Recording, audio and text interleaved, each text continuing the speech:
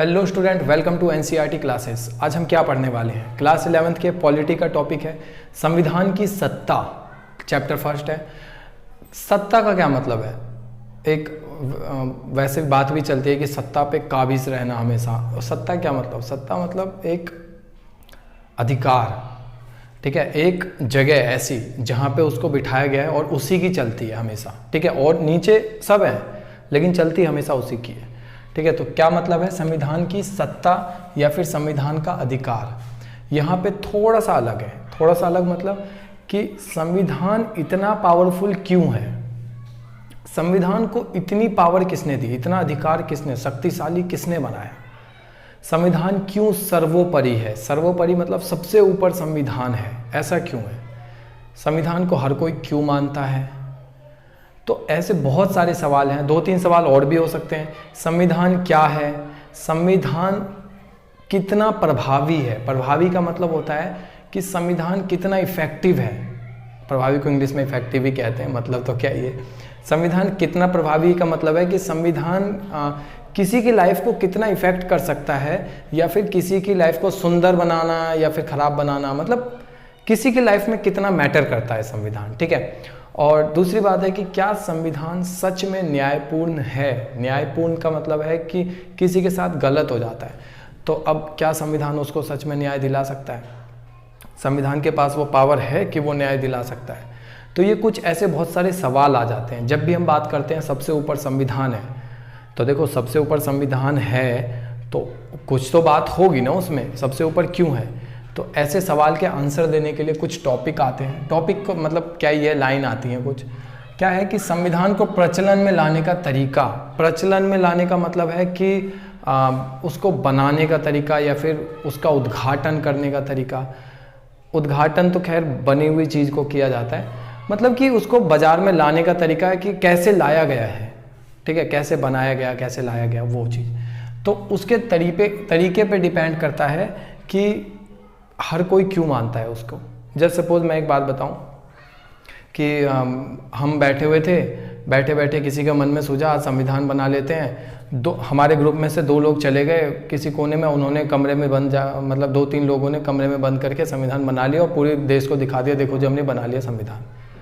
उस संविधान को कोई मानेगा? नहीं मानेगा। क्यों? क्योंकि बंद कमरे में तुमने संविधान बना दिया, किसी से पूछा नहीं, किसी से कोई राय नहीं ली किसको रखना चाहिए किसको नहीं रखना चाहिए।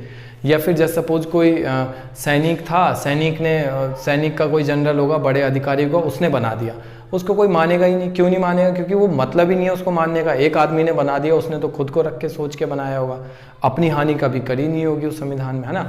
तो ऐसे किस तरीके से बनाया गया है संविधान, ठीक है, संविधान को किसके द्वारा बनाया गया है, ये मेन पॉइंट है, ठीक है। अब देखो, एक चीज यहाँ पे बताया गया है कि सफल संविधान राष्ट्रीय आंदोलन से प्रेरित संविधान। मतलब यहाँ पे क्या बोलने का मतलब है कि जो भी जिस देश में कोई आंदोलन हुआ है और आंदोलन के बाद संविधान आया है, वही संविधान सफल होगा और कोई संविधान सफल होगा ही नहीं, ऐसा नहीं है। जो आंदोलन के बाद आया है वो संविधान सफल होगा ही होगा, ठीक है। बहुत चांस है, 90% चांस है, 95% कि वो होगा। ऐसा नहीं है कि जो नहीं आया आंदोलन के बाद वो नहीं होगा, उस पर तो बोला ही नहीं है। जो आंदोलन के बाद आया है वो होगा। समझने वाली बात यह है कि जस्ट सपोज तुम्हें ना कोई एग्जांपल लेते हैं, जैसे तुम्हें फ़ोन की ज़रूरत नहीं थी लेकिन तुम्हारे घर वालों ने तुम्हारे हाथ में फ़ोन थमा दिया कि लो रख लो, कोई नहीं, तुम्हारा है हाथ से। तुम उसकी वैल्यू नहीं समझोगे उस फ़ोन की। या फिर तुम्हें पैसे की ज़रूरत नहीं थी या फिर तुमने कमाया नहीं है अभी, तो तुम्हारे हाथ में पैसे एकदम से आ गए तो तुम उस पैसे की वैल्यू नहीं समझोगे। लेकिन जब तुम उस चीज़ की ज़रूरत महसूस करोगे, जब तुम्हें सच में उस चीज़ की ज़रूरत होगी, तब जब वो चीज़ तुम्हारे पास आएगा तब तुम उसकी वैल्यू करोगे, उसका आदर करोगे। समझ रहे हो वो पॉइंट? तो वही चीज़ है कि जब हम संविधान के लिए एक आंदोलन करते हैं या लड़ते हैं लोगों से या फिर संविधान की मांग करते हैं, और इतना सब होने के बाद जब संविधान हमारा बनता है या आता है, तो हम उस संविधान का आदर करते हैं, उस संविधान को मानते हैं, ठीक है, उसको ठुकराते नहीं है। ये वही चीज़ बोला गया है कि जब भी सफल संविधान का देखा गया है कि जो भी सफल संविधान है, जैसे भारत का संविधान सफल है, अमेरिका का संविधान सफल है, अफ्रीका का सफल है, और भी बहुत सारे देश हो सकते हैं, तो इनके संविधान कहीं ना कहीं राष्ट्रीय आंदोलन से प्रेरित संविधान है, मतलब कि राष्ट्रीय आंदोलन हुआ उसके बाद संविधान आया, तो लोगों ने ज़्यादा से ज़्यादा उसको माना, क्योंकि लोगों ने ज़रूरत महसूस करी, तब जाके आया है। ठीक है, संविधान को बनाने की प्रक्रिया सही होनी चाहिए। मैंने जैसा बताया ना कि बंद कमरे में जाके बना लिया, ये तो कोई तरीका नहीं था संविधान बनाने का। ऐसे तो गुद्दी पकड़ के उसको भगा देंगे, चलो भाई यहाँ से, हमें कोई संविधान नहीं चाहिए तुम्हारा, ये पोथी पकड़ के ले जाओ। ठीक है, तो ऐसा ना हो। और संविधान बनाने वाला व्यक्ति जनता का विश्वसनीय होना चाहिए। विश्वसनीय का मतलब है कि जनता को विश्वास भी होना चाहिए उस पर। ठीक है, हमारे जवाहरलाल नेहरू और बहुत राजेंद्र प्रसाद, जितने भी लोगों ने बनाया था, उन सब पर विश्वास था लोगों को। ठीक है, वो विश्वसनीय थे, तो इसलिए उन्होंने जब संविधान बनाया तो जनता को विश्वास हुआ संविधान पे भी, क्योंकि विश्वसनीय आदमी अगर कुछ कहेगा या कुछ लिखेगा उस पर तो विश्वास होगा ना। तो ऐसे ही सब जितने भी बनाया था अम्बेडकर लोगों ने, सब पे विश्वसनीय थे वो, तो इसलिए उनकी बनाई हुई चीज़ पर भी विश्वास होगा। अब किसी देश में एक चोर है, मतलब एक चोर का ग्रुप है, अब वो आता है अगले दिन संविधान लेके कि देखो मेरा संविधान, मैंने लिखा है ये, उस पर कोई विश्वास करेगा? उस चोर पे ही विश्वास नहीं है लोगों को, तो उसकी लिखी संविधान पे कौन विश्वास करेगा? ठीक है, तो संविधान अगर सफल होता है उसके पीछे एक बहुत बड़ा कारण है कि जनता का विश्वसनीय जो होगा वही संविधान बनाएगा, तभी संविधान सफल होगा, कोई ऐरा गैरा आके नहीं बना देगा। और दूसरी बात ये कि अगर संविधान बन जाता है तो उस पर जनमत संग्रह, मतलब कि जनता का मत होना चाहिए। लास्ट में एक चुनाव कराना चाहिए कि भैया तुम्हें संविधान पे भरोसा है कि नहीं है, तो आदमी हाथ उठाएगा जी है, या फिर आदमी वोट डालेगा जी है या नहीं। हालांकि हमारा जो संविधान बना था भारत का, उसमें जनमत संग्रह नहीं हुआ था। क्यों नहीं हुआ था? क्योंकि हमारा जो संविधान बनाने के लिए जो लोग गए थे आगे, उनको कहीं ना कहीं पहले लोगों ने ही चुना था। लोगों में चुनाव हुआ था, चुनाव में जीत के जब वो जीते हुए थे सत्ता में, उसके बाद उनके अंदर से चुनाव होके वो गए थे संविधान बनाने के लिए। ठीक है, संविधान कैसे बना ये एक टॉपिक समझा रखा है, डिस्क्रिप्शन में मैं लिंक दे दूंगा।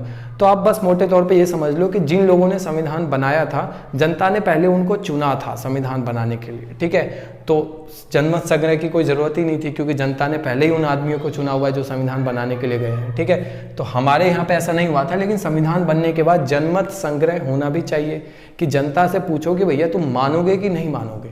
नेक्स्ट क्या है? संविधान के मौलिक प्रावधान। मौलिक का मतलब होता है कि बिल्कुल बेसिक। कोई संविधान होता है ना कि बिल्कुल उसकी एक स्ट्रक्चर होता है, जिस चीज़ पे रखी हुई है, जिस चीज़ पे नींव रखी हुई है कि हम इस चीज़ से कभी कॉम्प्रोमाइज़ नहीं करेंगे। ठीक है, तो मौलिक प्रावधान। संविधान हर व्यक्ति के लिए न्यायपूर्ण व्यवहार रखता है। देखो, हर व्यक्ति के लिए न्यायपूर्ण रखेगा, सही बात है। किसी एक जाति को, एक वर्ग को, एक समुदाय को अलग नहीं करता संविधान। हर कोई मेरे लिए एक है, हर किसी के लिए एक है, न्याय हर किसी को मिलेगा। ठीक है, तो वही चीज़ है कि संविधान हर किसी के लिए न्यायपूर्ण होना चाहिए। जहाँ पे उसने भेदभाव किया वहाँ पे संविधान को मानना बंद कर देंगे लोग। ठीक है, तो भेदभाव नहीं होना चाहिए। संविधान प्रत्येक व्यक्ति को प्रावधानों का आदर करने का एक कारण दे। ठीक है, प्रावधान मतलब नियम, आदर मतलब स्वीकार। हर आदमी को स्वीकार करने के लिए कारण देता है। जैसे सपोज एक एग्जांपल लेते हैं। तुम्हारे घर में एक बड़ा आदमी है, बड़ा आदमी मतलब हाइट से बड़ा नहीं, उम्र में बड़ा, तो तुम उसको आदर करते हो। आदर क्यों करते हो? इसका एक कारण है। कारण क्या है कि वो तुमसे बड़ा है एज में और तुमसे ज़्यादा अच्छे से जानता भी होगा, एक्सपीरियंस ज़्यादा ही होगा उसको, तो अगर बड़ा है तो कहीं ना मतलब 2-3 कारण है उसके। ठीक है, तो जब भी कोई कारण आ जाता है ना, बीच में कोई फैक्टर आ जाता है, रीज़न, तो हम उस चीज़ को मानते हैं। ठीक है, जैसे सपोज कोई दोस्त है मेरा, वो मेरी हमेशा हेल्प करता है। ठीक है, लेकिन मैं उसको दोस्त ना मानूं, ऐसा हो सकता है? वो मेरी हमेशा हेल्प करेगा, तो वो कारण दे रहा है मुझे खुद को दोस्त बनवाने का। समझ रहे हो? कोई मेरी जान बचाता है हमेशा, तो मैं उसको अपना आदमी तो बनाऊंगा ना, ऐसा थोड़ी उसको दुश्मन बना के रखूंगा या वो मेरा दुश्मन होगा। एक कारण तो दिया ना उसने मेरे को कि वो मेरी हमेशा जान बचाता है या फिर लोगों से बचाता है मुझे, तो मैं उसको अपना दोस्त मानूंगा या फिर अपना आदमी मानूंगा उसे, है ना? तो एक रीज़न देना। तो संविधान भी हर आदमी को कुछ ना कुछ रीज़न देता है खुद को मनवाने के लिए कि मैं तुम्हें ये दूंगा अगर तुम मुझे मानते हो। ठीक है, तो हर संविधान कुछ ना कुछ कारण देता है लोगों को, वहाँ की जनता को कारण देता है कि मुझे मानोगे तो तुम्हें ये मिलेगा। को खुद को स्वीकार करवाने का एक कारण भी देना चाहिए। ठीक है, हर संविधान देता है। जैसे भारत का संविधान क्या देता है? समानता, आज़ादी, समग्रता। अब भारत का संविधान क्या कहता है कि देखो भैया, अगर तुम मुझे मानोगे मतलब कि मैं सर्वोपरि हूँ, मैं सबसे ऊपर हूँ, संविधान के सारे नियम का पालन करोगे, तो मैं तुम्हें समानता दिलाऊंगा। समानता मतलब कि हर वर्ग में एक जैसा, चाहे वो कोई छोटी कास्ट का हो, बड़ी कास्ट का हो, कुछ भी हो, हर किसी को एक जैसा ट्रीट किया जाएगा अगर तुम मेरे कहे पे चलोगे। ठीक है, तुम्हें आज़ादी भी मैं दिलाऊंगा। अगर तुम मेरे हिसाब से चलोगे तो मैं तुम्हें बाकायदा आज़ादी दिलवाऊंगा। ठीक है, आज़ादी मतलब ये नहीं कि दुनिया से आज़ाद होना चाहता हूँ, हिमालय पे बसना चाहता हूँ, ऐसी आज़ादी नहीं।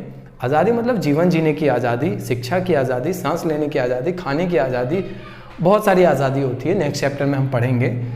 तो वो आज़ादी दिलवाऊंगा। आज़ादी ये नहीं कि मैं अपने दुश्मन को मारना चाहता हूँ, जी मुझे आज़ादी दो और एक पिस्टल भी हाथ में दे देना कि मैं उसका कत्ल ही करके आऊँ, ऐसी कोई आज़ादी नहीं। समग्रता का मतलब क्या होता है? समग्रता का मतलब हर किसी को एक साथ लेके चलना। ठीक है, संविधान क्या करता है? संविधान हर किसी को एक साथ लेके चलता है, किसी अकेले को आगे पुश नहीं करता। जैसे भेदभाव ना करके सबको जोड़ता है। ठीक है, कि भारत का संविधान कैसे कैसे कारण देता है खुद को मनवाने का, रीज़न क्या क्या रीज़न देता है कि भारत का संविधान हमें समानता देता है। अब अगर हम संविधान मानेंगे तो हमें समानता मिलेगी। समानता मिलेगी मतलब औरों में मुझे एक जैसा ट्रीट किया जाएगा। हमें आज़ादी देता है। मैं संविधान नहीं मान रहा, ठीक है, मैं संविधान नहीं मान रहा, मैं नहीं मानूंगा संविधान, और मेरे को हर कोई मार रहा है, तो फिर तो मेरे को मानना पड़ेगा ना, क्योंकि संविधान तो मेरे को आज़ादी देगा। आज़ादी देगा मतलब कि लोगों से आज़ादी देगा, लोग मुझे मारेंगे नहीं, हर चीज़ का समानता देगा, हर चीज़ देगा। तो वो चीज़ समग्रता, भेदभाव ना करके एक साथ जोड़ना, ये सारे कारण हमें हमारा संविधान देता है खुद को मनवाने के लिए। ठीक है, रीज़न खुद को मनवाने के लिए। अगला क्या है? उम्मीद है समझ में आ गया होगा। अगर नहीं आया ना समझ में तो कमेंट सेक्शन में पूछ लो दोबारा से, कोई दिक्कत नहीं है। वीडियो को पॉज करके दोबारा से देख लो या स्लो कर लो, बहुत सारे तरीके हैं। और इसके नोट्स ना टेलीग्राम चैनल का लिंक मैं दे दूंगा, नोट्स वहीं पे मिलेंगे। तो अगर इसके नोट्स यही मतलब ऐसा ही कुछ लिखा होगा, तो अगर लिखाया ही चाहिए तो फिर आप टेलीग्राम से जुड़ो, वहाँ पे नोट्स मिलेगा। किसी एक संस्था या व्यक्ति के पास ज़रूरत से अधिक शक्ति ना चला जाए वरना भ्रष्टाचार होगा। ये किस चीज़ में है? ये है संस्थाओं के संतुलित रूपरेखा। संतुलित रूपरेखा का मतलब है शक्तियों का संतुलित आवंटन। मतलब कि देखो बहुत सारी संस्थाएं होती हैं। संस्थाएं मतलब कि जैसे अपने देश में ले लेते हैं न्यायपालिका, विधायिका, कार्यपालिका, चुनाव आयोग, और भी महिलाओं के लिए है वो। तो ये सारी चीज़ें, बहुत सारी संस्थाएं होती हैं। तो अगर यहाँ पे देखा जाए किसी एक को ज़्यादा पावर दे दें, या किसी एक को या किसी एक व्यक्ति को, जैसे सपोज प्रधानमंत्री को ही सही ज़्यादा पावर दे दें, तो वो भ्रष्टाचार करने लग जाएगा। ठीक है, कोई भी पर्सनल बंदा हो या कोई संस्था हो, अगर उसको हम ज़रूरत से अधिक शक्ति दे देते हैं तो वो भ्रष्टाचार बढ़ेगा। वहाँ पे भ्रष्टाचार होने लग जाएगा, करप्ट हो जाएगी पूरी गवर्नमेंट। ठीक है, तो इसमें करते क्या है कि भारतीय संविधान में इससे बचने के लिए क्या किया गया है कि किसी एक आदमी के पास ज़्यादा पावर ना चली जाए, इससे बचने के लिए भारतीय संविधान में क्या हुआ है? भारत के संविधान में शक्तियों का जो समस्तरीय आवंटन हुआ है। समस्तरीय का मतलब है कि देखो जो एक तरह की जॉब है ना, जैसे सपोज दो एक तरह की जॉब है, या जो एक तरह की अलग अलग संस्थाएं हैं, उसको उसकी औकात के हिसाब से बराबर बराबर बांटा गया। औकात मतलब कि अब जैसे सपोज एक कांस्टेबल है और एक आईपीएस है, अब दोनों को हम बराबर अधिकार दे रहे हैं, ये तो संभव नहीं है ना। तो इसलिए औकात के हिसाब से कि जो अलग अलग संस्थाएं हैं उनको बराबर बराबर अधिकार दिए गए हैं। जो समस्तरीय है मतलब एक ही स्तर के उनको बराबर अधिकार दिए गए हैं। जैसे सपोज कि एक आईपीएस है दिल्ली में, एक आईपीएस है हरियाणा में, है तो एक ही स्तर के, वो भी एसपी है और वो भी एसपी, एक ही स्तर के, तो अधिकार भी तो एक स्तर के ही मिलने चाहिए ना। तो वो चीज़ मैं कहना चाहता हूँ कि जब एक स्तर की बात हो रही है तो अधिकार भी सेम है। ठीक है, जैसे विधायिका, कार्यपालिका, न्यायपालिका और भी स्वतंत्र संस्थाएं होती है। जैसे मैंने बताया था अभी चुनाव आयोग, वो भी एक स्वतंत्र संस्था है, उस पर किसी का बस नहीं चलता। चुनाव आयोग पे ना न्यायपालिका का बस चलेगा, ना कार्यपालिका का, ना विधायिका का। ठीक है, न्यायपालिका तुम्हें पता ही है, कोर्ट वगैरह जो होती है वो जो न्याय दिलाती है हमें, अदालत वगैरह। विधायिका ये जो चुनाव होते हैं फिर हम उसको वोट देते हैं, विधायिका से रिलेटेड ये सारा हो जाता है।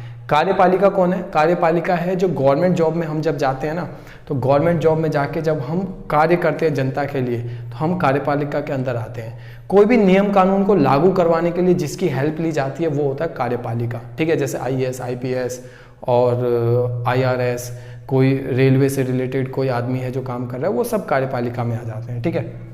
सरकार चलाने के लिए जो कार्य करता है मेनली। तो ये और भी बहुत सारी स्वतंत्र संस्थाएं हैं, इन सबको समान अधिकार दिया गया है। समान अधिकार का मतलब जैसे सपोज इसको अधिकार कुछ मिला हुआ है, इसको भी मिला हुआ है, इसको भी मिला हुआ है, ये भ्रष्टाचार करता है, न्यायपालिका भ्रष्टाचारी है नहीं, मैं एक एग्जांपल ले रहा हूँ कि भ्रष्टाचारी है, इसके पास अधिकार है कि इसके ऊपर जांच कर सके, ठीक है। कार्यपालिका के पास अधिकार है कि न्यायपालिका की जांच कर सके, यानी तो विधायिका के पास अधिकार है कि इसकी जांच कर सके, ठीक है। ये अगर भ्रष्टाचार करता है तो ये दोनों इसके ऊपर जांच कर सकते हैं, ये अगर करता है तो न्यायपालिका इसके ऊपर जांच कर सकती है। तो समझ रहे हो ये चीज़ कि कोई बड़ा या कोई छोटा नहीं है, सब बराबर है। तो इसलिए ऐसे टाइम में कौन ही भ्रष्टाचार करने की कोशिश करेगा? हालांकि होता तो है ही देश में, लेकिन खुल के नहीं होता। तो कौन ही करेगा भ्रष्टाचार करने की कोशिश? क्योंकि कोई बड़ा नहीं है, कोई छोटा नहीं है, सब एक सम स्तर के ही हैं और अधिकार सब पे है कि एक दूसरे की जांच कर सकते हैं। तो यहाँ पे होता क्या है कि जांच और संतुलन, जांच होती है और संतुलन बना रहता है कि एक दूसरे के द्वारा दूसरे की जांच, मतलब एक के द्वारा दूसरे की जांच, मतलब इसके द्वारा इसकी जांच हो सकती है। कल को चुनाव आयोग जैसे सपोज कुछ गलत करता है तो न्यायपालिका इसके बीच में डंगी डाल सकता है कि रुको, तुमने कुछ गलत किया, मैं बताता हूँ गलती क्या करिए और ACP प्रद्युमन बनो, सीधा ऑन द स्पॉट फांसी। अच्छा, लचीलापन और कठोर दोनों है। लचीलापन का मतलब है कि कोई भी नया कानून आता है तो नए कानून को लाने के लिए कितना ज़्यादा मशक्क़त करना पड़ रहा है, या तो 2-3 जगह से पास करवा लो, वो कानून को तुम संविधान में डाल सकते हो, उसको कहते हैं लचीलापन, ठीक है। और कठोर कहते हैं कि इतना भी लचीला ना हो कि फालतू की कुछ भी चीज़ संविधान में आ रहा हो, कोई भी साइन कर देगा और आ गया संविधान में, इतना लचीला भी ना हो। तो लचीलापन भी हो, क्योंकि कोई ऐसा संविधान या कोई ऐसा कानून है जो आना चाहिए। अब इतना कठोर है, इतना कठोर का मतलब कि यहाँ साइन कराओ, वहाँ साइन कराओ, वहाँ लेके जाओ पेपर, वहाँ लेके जाओ, फिर इतने बिल पास करो, ये करो, वो करो, इतना मत होना चाहिए। तो वो कानून आना तो चाहिए था, लेकिन इतना ज़्यादा कठोर हमारा संविधान था कि आ ही नहीं पाया, ठीक है। तो ये चीज़ भी नहीं होना चाहिए, ज़्यादा कठोर भी नहीं, थोड़ा लचीलापन भी होना चाहिए। और इतना लचीलापन भी नहीं होना चाहिए कि जो चीज़ ज़रूरी नहीं आना वो भी एक ने साइन कर दिया और आ गया हमारे संविधान में, ऐसा भी नहीं होना चाहिए। तो दोनों होना चाहिए, लचीलापन भी और कठोर भी। तो वो चीज़ कि लचीलापन और कठोर दोनों है हमारा संविधान, सही बात है, दोनों है, ठीक है। एक है कि बुनियादी मूल्य को संरक्षित करके नई चीज़ को अपनाना। बुनियादी मूल्य का मतलब है कि बेसिक स्ट्रक्चर, कि हम देखो समानता के साथ कभी भेद मतलब सेक्रीफाइस नहीं करेंगे, ये हमारे बुनियादी मूल्य हैं। लोगों की आज़ादी नहीं छीनेंगे, कोई कितना भी प्रावधान आ जाए लेकिन लोगों की आज़ादी नहीं छीनेंगे। जैसे सपोज जिस टाइम संविधान बना था उस टाइम हमें नहीं पता था, लेकिन ये जो साइबर क्राइम वगैरह होते हैं, इंटरनेट के द्वारा क्राइम, इंटरनेट तो खुद बाद में आया है, तो साइबर क्राइम तो बाद में आया है, तो हमारे संविधान में तो ये लिया गया ना कि भैया साइबर क्राइम भी एक क्राइम माना जाएगा, अगर तुम इंटरनेट पर कुछ गलत करते हो तो यहाँ पे क्या सरकार तो ये भी कह सकती थी कि भैया चलो इंटरनेट को बंद करो, अब इंटरनेट कोई नहीं चलाएगा। तो लेकिन यहाँ पे होता क्या, यहाँ पे हमारी आज़ादी मारी जाती है, ठीक है ना, हमारी आज़ादी मारी जाती। लेकिन संविधान क्या कहता है? संविधान कहता है कि देखो जो बेसिक है ना, बेसिक जिस पे हम टिके हुए हैं, हम उसके साथ कभी सेक्रीफाइस नहीं करेंगे, वो हम हमेशा देंगे जनता को, ठीक है। नई चीज़ आएगी, हम नई चीज़ को अडॉप्ट करेंगे, नई चीज़ को हम अपनाएंगे, लेकिन इसका मतलब ये नहीं है कि हम अपनी पुरानी चीज़ को, जिसका हमारा मेन स्ट्रक्चर है, जिस पे हमने बुनियादी माना हुआ है, उसको हम भूल जाएंगे, ऐसा भी नहीं होने वाला, ठीक है। तो इस टॉपिक में यही था। मिलते हैं अगली क्लास में। अगर पसंद आया हो तो लाइक करें, शेयर करें अपने दोस्तों के साथ, और ऐसे ही बने रहें हमारे साथ। मिलते हैं अगली क्लास में, तब तक के लिए सुरक्षित रहें।